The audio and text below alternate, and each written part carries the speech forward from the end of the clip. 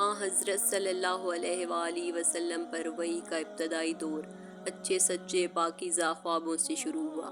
آپ خواب میں جو کچھ دیکھتے وہ صبح کی روشنی کی طرح صحیح اور سچا ثابت ہوتا۔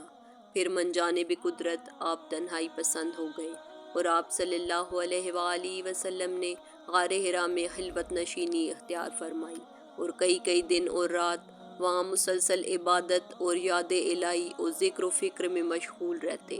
جب تک گھر آنے کو دل نہ چاہتا توشہ ہمراہ لیے ہوئے وہاں رہتے۔ توشہ ختم ہونے پر ہی اہلیہ محترمہ حضرت خدیجہ رضی اللہ تعالی عنہا کے پاس تشریف لاتے اور کچھ توشہ ہمراہ لے کر پھر وہاں جا کر خلوت گزیں ہو جاتے۔ یہی طریقہ جاری رہا یہاں تک کہ آپ پر حق منکشف ہو گیا اور آپ غار حرا ہی میں قیام پذیر تھے کہ اچانک حضرت جبرائیل علیہ السلام آپ کے پاس حاضر ہوئے اور کہنے لگے کہ اے محمد پڑھو۔ آپ فرماتے ہیں کہ میں نے کہا کہ میں پڑھنا نہیں جانتا۔ آپ صلی اللہ علیہ وآلہ وسلم فرماتے ہیں کہ فرشتے نے مجھے پکڑ کر اتنے زور سے بھینچا کہ میری طاقت جواب دے گئی۔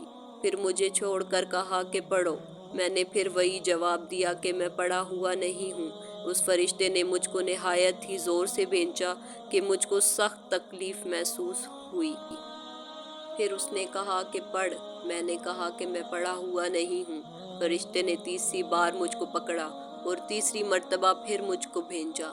پھر مجھے چھوڑ دیا اور کہنے لگا کہ پڑھو اپنے رب کے نام کی مدد سے جس نے پیدا کیا اور انسان کو خون کی پھٹکی سے بنایا۔ پڑھو اور آپ کا رب بہت ہی مہربانیاں کرنے والا ہے۔ بس یہی آیتیں آپ حضرت جبرائیل علیہ السلام سے سن کر اس حال میں غار حرا سے واپس ہوئے کہ آپ کا دل اس انوکھے واقعے سے کانپ رہا تھا۔ آپ حضرت خدیجہ رضی اللہ تعالی عنہا کے ہاں تشریف لائے اور فرمایا کہ مجھے کمبل اڑا دو، مجھے کمبل اڑا دو۔ لوگوں نے آپ کو کمبل اڑا دیا۔ جب آپ کا ڈر جاتا رہا تو آپ نے اپنی زوجہ محترمہ حضرت خدیجہ رضی اللہ تعالی عنہا کو تفصیل کے ساتھ یہ واقعہ سنایا اور فرمانے لگے کہ مجھ کو اب اپنی جان کا خوف ہو گیا ہے۔ آپ کی اہلیہ محترمہ حضرت خدیجہ رضی اللہ تعالی عنہا نے آپ کی ڈھارس بندھائی اور کہا کہ آپ کا خیال صحیح نہیں ہے، خدا کی قسم آپ کو اللہ کبھی رسوا نہیں کرے گا۔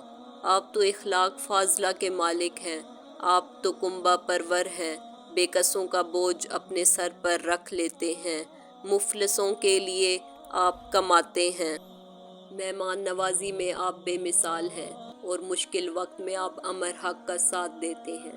ایسے اوصاف حسنہ والا انسان یوں بے وقت ذلت و خواری کی موت نہیں پا سکتا۔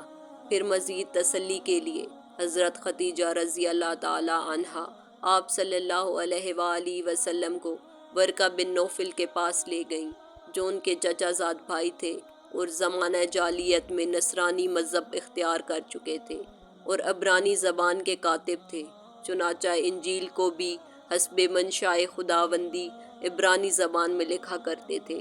انجیل سریانی زبان میں نازل ہوئی تھی جسے حضرت موسیٰ علیہ السلام پر وحی دے کر بھیجا تھا۔